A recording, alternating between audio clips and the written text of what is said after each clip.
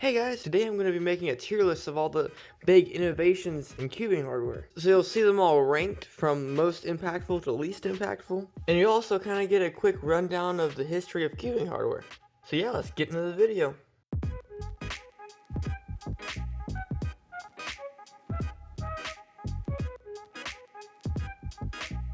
Okay guys, welcome to the video. Like I said, I'm going to be doing a tier list of all the major advancements in cubing hardware.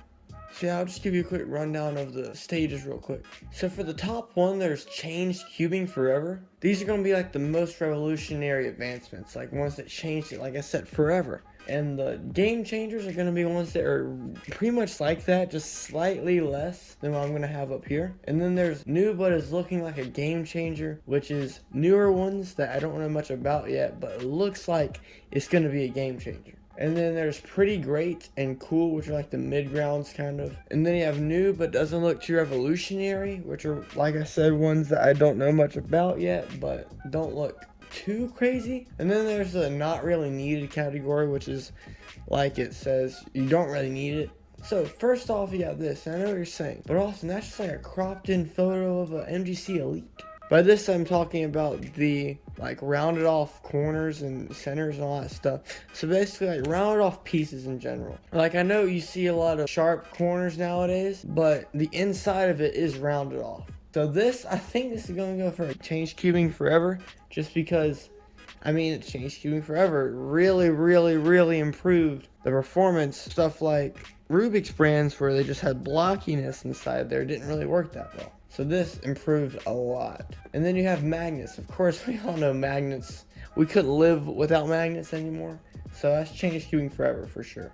And this basically stands for dual adjustment systems or tensioning systems, really any elasticity adjustment system. So this is for sure, I wouldn't say it's as influential, even though most cubes actually have this nowadays. I still say it's just a game changer just because I don't think it did as much as magnets as a whole did. So yeah, next we have this, and it looks just like the internals of a GAN cube, but really what it's signifying is that little hexagon pattern.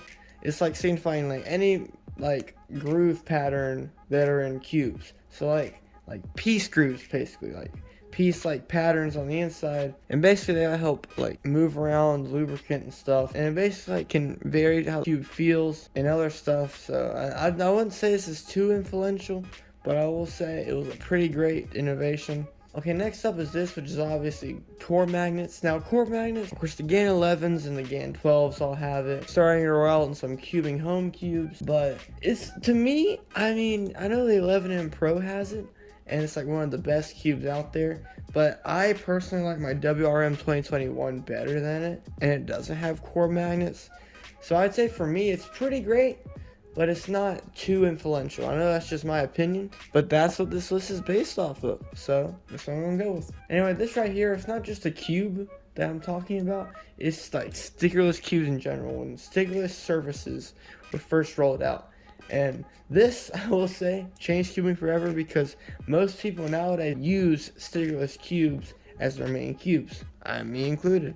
Next is this right here, which are those centerpiece magnets that Qi rolled out with the Volk Elite. At the time, at least personally, I thought they were awesome. They looked really cool. Of course, I never got a Volk Elite, but I always really liked the concept. And then, of course, CubeSoft Hero had all those videos where he put the same concept into other cubes, and it was really cool. But they never really did any more with it, at least as far as I know. The Volk Elite was the only one that ever used that system. So the centerpiece magnets, they were cool, but I'm just gonna leave them literally at cool because they're really awesome when they came out, but no companies really use it anymore, so it's kind of redundant now. Next up is this, which is adjustable magnets. Now I'd say right off the bat, along with the dual adjustment tensioning, is a game changer because of course it made it to where one cube could fit a lot of different turning styles. So yeah, it's a game changer. Next up is Maglev. Now I know this is going to be pretty controversial because I know not everyone really likes Maglev, but I personally really like Maglev. And I really liked my RStream 2021 Maglev, and I really like my WRM Maglev. See, I wouldn't say Maglev was a game changer, or at least not at this point in time. I do really like Maglev, and I think it's a really awesome innovation, so I'm going to put it on pretty great. Now what we have here next is these interchangeable inner plates. that were like really like, I think a week or two ago, just rolled out on the Peak Cube S3R, which I've only seen like one video on right now, so I really don't know much about this. But as far as I can tell, it doesn't really change too much. Like, yeah, it changed the surface, which obviously does something, or that wouldn't be a thing. To me, it looks like it won't have too much of an impact, though. But I mean, I think it'll look cool, though, and just for like aesthetic purposes, you being able to change out the like internals, basically, making it like your own. But I don't think it'll do much at this point in time. So for me, it's gonna get a new, but doesn't look too revolutionary.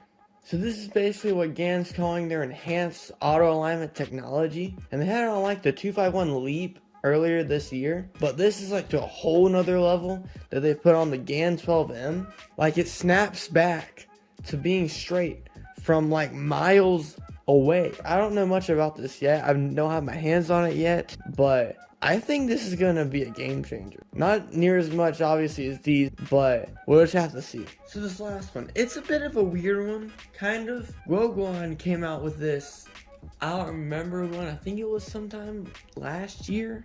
But anyway, it's basically where you can change the size of the cube. It was for a 2x2, and it changed how big it was in like, I think 0.5 millimeter increments. So like, as a total, I think like 3 settings. So you could change it by a total of 1.5 millimeters, which is really big, especially on a 2x2. So I originally made this not really needed section just for it, because for some reason I didn't think it was that big of a deal. But the more I'm thinking about it, I think this is a pretty big deal. I mean, changing the size of your 2x2, that sounds awesome. Like interchangeable magnet type awesome, but not like obviously that big. But like right now it doesn't seem that great though, just because the only cube it came on was like a mediocre one at best.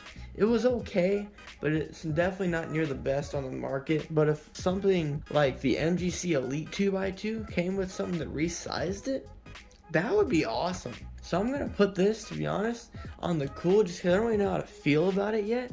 But it's definitely up there with like the cool and pretty cools. And if it starts to get used a lot more on much better cubes, it could actually go up to be like a game changer sometime. But right now it's gonna stick at cool. Not as cool, I think, as the centerpiece magnets.